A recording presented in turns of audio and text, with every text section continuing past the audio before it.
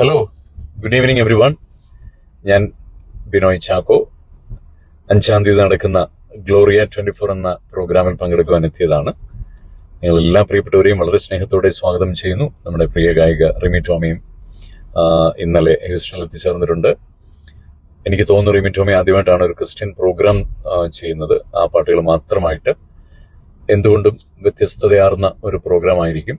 നിങ്ങൾക്ക് ഇഷ്ടമുള്ള, കേൾക്കാൻ ആഗ്രഹമുള്ള പാട്ടുകൾ കേൾക്കാനും നമുക്ക് ഒരുമിച്ച് പാടാനും ഒക്കെയുള്ള ഒരു അവസരമാണ്. ദയവായിട്ട് എല്ലാ പ്രിയപ്പെട്ടവരും വളരെ സന്തോഷത്തോടെ കടന്നു വരണമെന്ന് ഓർപ്പിക്കുന്നു.